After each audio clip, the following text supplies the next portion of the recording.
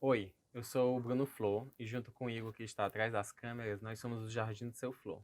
Hoje nós vamos falar um pouco sobre o ciclo de vida das plantas. Esse vídeo vai ensinar vocês a compreender o ciclo de vida da maioria das plantas que cultivamos. No primeiro momento, vamos falar das plantas com flores e frutos, que foi um dos maiores sucessos reprodutivos. Não é à toa que o grupo Angiosperma tem a maior diversidade de espécies. Angio e esperma são palavras de origem grega que significam respectivamente bolsa e semente. Podemos entender então como plantas que têm uma bolsa de sementes.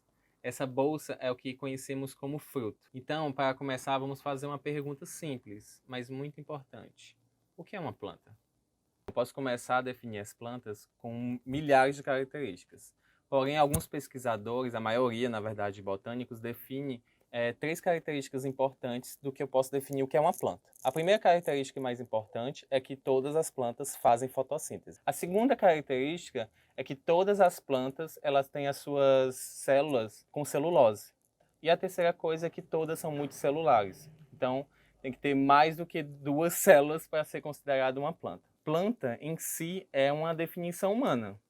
Então, porque a gente pode definir de animais que fazem fotossíntese, né? Ou então plantas que não fazem fotossíntese. Então, é um conceito muito humano, mas que a gente consegue definir para o estudo de botânica o que é uma planta. Então, a gente sabe onde começa e onde é que termina os estudos de botânica. Nesse vídeo, a gente vai começar a partir da semente, que é o início de tudo. Basicamente, a semente é o embrião da planta. A semente é em condições favoráveis, que isso vai depender de cada espécie. Espécies que vão precisar de mais água, espécies que vão precisar de um ambiente mais úmido, espécies que vão precisar de ambientes com fogo para tirar a semente de uma dormência. Essa dormência é muito importante, até mesmo uma estratégia para a semente não nascer de qualquer forma.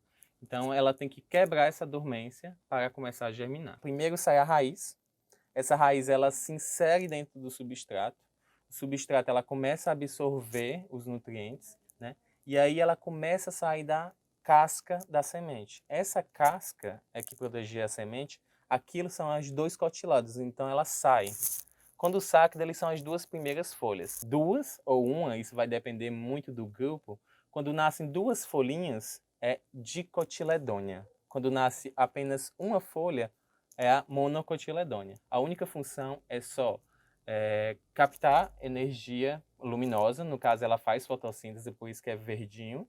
E a segunda coisa é de armazenamento. Para a semente, na verdade, dura muito e muito tempo. Pode durar, dependendo muito da espécie, pode durar de um ano até 300 anos, como é o caso da flor de lótus. Logo no momento onde a planta está emitindo os primeiros cotilédones, todas as plantas basicamente são todas iguais. Isso acontece com todos os seres vivos, incluindo também nós. Entre todos os mamíferos, o embrião é basicamente idêntico, tem as mesmas características anatômicas e até mesmo fisiológicas. Isso acontece também com as plantas.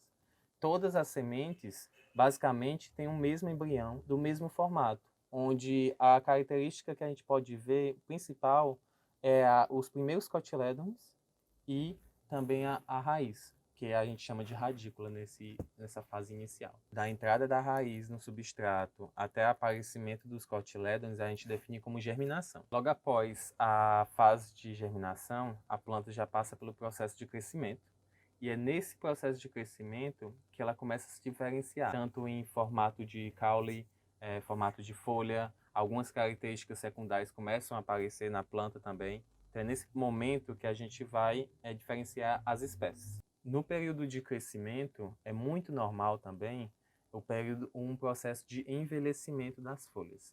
Então, a primeira folha, que é aquela lá na germinação, que a gente chamou de cotilédone, depois de um tempo, ela vai envelhecer e vai cair. Normalmente, ela fica amarela e ela cai. Isso é um processo super natural e que muitas pessoas confundem com doença. Não, a planta também é um ser vivo, a gente tem que lembrar isso. E sendo ser vivo, ela passa por esse processo de envelhecimento.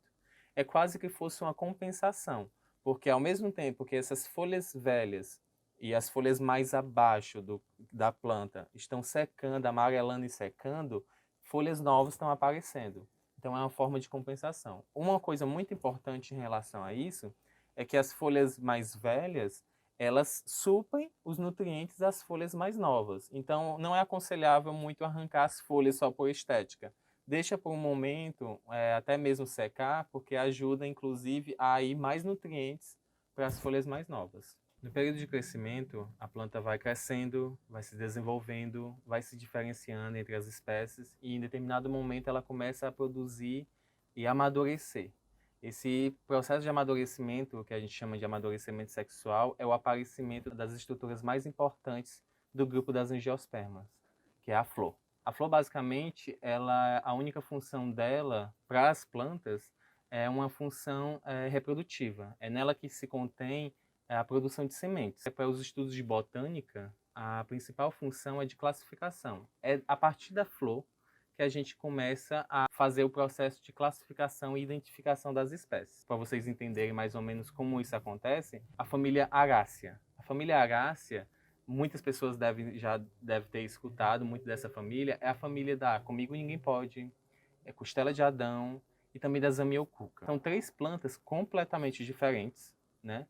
E são plantas que têm formatos de folha diferentes, estilos de vida diferentes, mas o que classifica todas dentro do mesmo grupo, dentro dessa família botânica, que é a Arácea, é a flor. No caso dessas plantas, é a inflorescência, né? Que são várias flores reunidas em um único local. E essa inflorescência, mesmo que seja diferente entre cada espécie, elas têm uma estrutura em comum. É uma estrutura dentro das angiospermas super importante para fazer esse link entre unir o grão de pólen produzido por uma flor até o óvulo de outra flor. Nesse processo de polinização, que são muitos estudos, muitos mesmo, acontece a polinização pelo vento, por animais. As plantas elas se modificam muito de acordo também para atrair seu polinizador. A gente pode ver uma abelha, que é muito clássico, né? A abelha ainda tem uma flor para polinizar a outra flor. A flor, ela atrai o inseto de alguma forma, ou pode ser na forma de compensar ele com néctar, ou então compensar ele com cera também. É uma forma de atrair esses polinizadores. Pode ser também, já vi casos de gambá, é um mamífero, e que ele pode ser utilizado como esse intermediário da ligação entre essas duas flores. Outro caso também muito interessante que acontece na Caatinga são as flores dos cactos mandacarus que abrem à noite e os morcegos é que fazem a polinização dos cactos à noite no sertão. Esse processo de fazer o pólen ir para outra planta e fecundar o óvulo de outra flor, esse processo a gente chama de polinização. E após a fecundação desse óvulo, toda a estrutura da flor, que aí vai depender de cada espécie, vai começar a se modificar, tanto de textura, pela cor, pelo tamanho, começa a crescer. E aí a gente passa por outra etapa que a gente chama de frutificação. Esse processo de frutificação é a produção do fruto. Então também é uma estrutura que só existe nas angiospermas. E basicamente para a planta, a única função é de proteger as sementes. Mas também algumas espécies, ela fez com que se modificasse para atrair alguns animais e ajudar também na dispersão dessas sementes. Um exemplo de um fruto que protege a semente, mas também serve como alimento, é o mamão.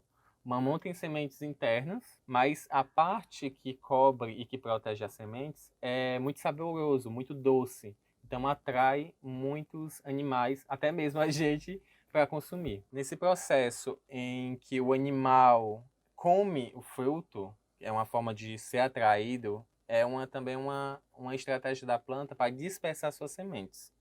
Então, no momento que o animal come e vai espalhando pela floresta as sementes, é o momento que a gente reinicia o ciclo. A semente retorna para a natureza e aguarda o processo de germinação novamente para produzir um novo indivíduo.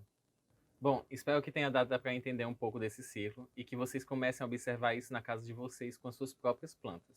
É muito bonito perceber o quanto elas estão vivas e passam por diversos estágios ao longo do tempo. Esse vídeo é um trecho do nosso curso de jardinagem para apartamentos. Nós, do Seu Flor, temos o prazer de ensinar e conversar sobre plantas. Esperamos em breve retornar nossos cursos com muito mais para vocês.